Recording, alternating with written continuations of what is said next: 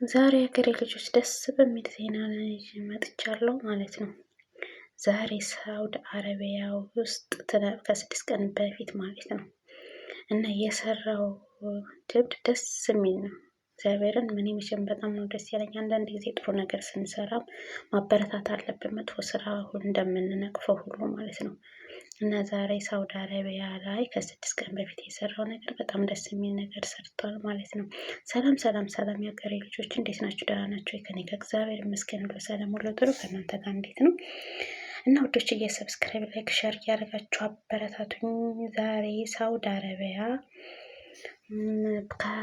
መስከረም ላይ አንዲት እህታችን የ5 ወር ደሞዟን 14 ዓመት ሰርታ የ5 ወር ደሞዟን እንደተከለከለች እና በማጣራት አድርጎ ልጅቱን 60 ሺህ ነው እንደዛ እንዳስመለሰላት ሰምተናል። ዛሬ ደግሞ ጥቅምት 5 ከ6 ቀን በፊት ማለት ነው አንዲት እህታችን የ13 ዓመት ደሞዟን ሳውዲ ኤምባሲ ጅዳ ቆንስላ ጽሕፈት ቤት ማለት ነው 109 የሳውዲ ሪያል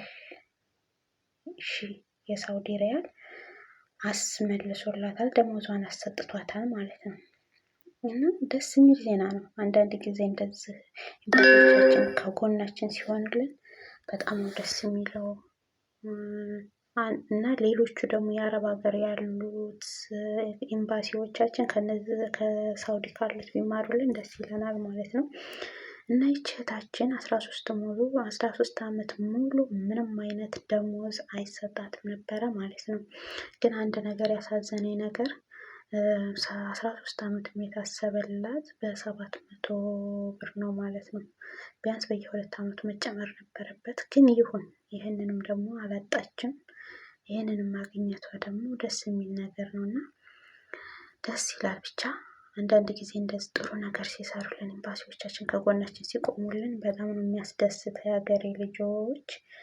እና ይቺ ልጅ አሁን እንጃ ምን ያህል ደስ እንደሚላት ማለት ነው። አንዳንድ ጊዜ አያችሁ ተስፋ ሲኖረን ጽናት ሲኖረን እግዚአብሔርም ይደርስልናል፣ ከጎናችን ይቆምልናል፣ ዋስ ጠበቃ ይሆነናል ማለት ነው። አያችሁ ይቺ ልጅ አሁን ማንም እንትን ሳይላት እንደዚህ በህግ ፊት አቁመው እንደዚህ ብሯን ማስመለሳቸው ደስ ይላል ብቻ።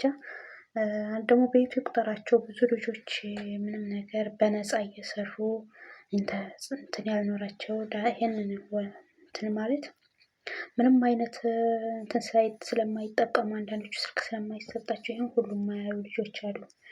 እኔ አንድ ነገር ልንገራቸው። አንዲት የኛው ቤተሰብ የሆነች እና ብዙም አታውቅም፣ አልተማረችም እና ደሞዟን እያዳለቡባት እንደዚህ ነበርና የሚሰጧት። ከዛ ወንድሟ እየደወለ ሰው ስለነበረ ወንድሟ እየደወለ ነው ብር ስጧት እየተባለ የሚሰጣት ለልጅቱ እና ወንድምየው ገባ። እንደዛ የሚላቸው ሲጠፋ እሷም ደግሞ ሀገር ልገባ ስትል የ6 ወር ደሞዟን ይዘው ሀገር ሂጂ፣ ሀገር ስትሄጂ እንልክልሻለን ምናምን ብለው ላኳት ማለት ነው። ያ ብሩም ሳይገባላት ቀረ። ግን እግዚአብሔር ይመስገን በጤናም ስለተመለሰች አሁን ላይ ዞሮ እየሰራች ነው። እና አንዳንድ ጊዜ ብራችን ሲዳለብ ዝም አትበሉ የምንለው በምክንያት ነው። ያቸው ሀገሬ ልጆች አሁን ይቺ ልጅ እኔ በጣም ደስ ብሎኛል እውነት። እንደዚህ አይነት እነዚህ ሰዎች አሁን ለዚች ለልጅ ብሯን አስመለሱላት። ግን በውስጡ ደግሞ ሌሎች አሉ፣ ቤቱ ይቁጠረው፣ በግፍ የሚያዙ እየተመቱ ብራቸው ሳይከፈላቸው የሚኖሩ ልጆች አሉና ለእነሱም ደግሞ እንዲደርሱላቸው ይህን ስራቸውን ደግሞ እንዲቀጥሉበት እናበረታታለን ማለት ነው። የሀገሬ ልጆች ሰላም ሁኑልን።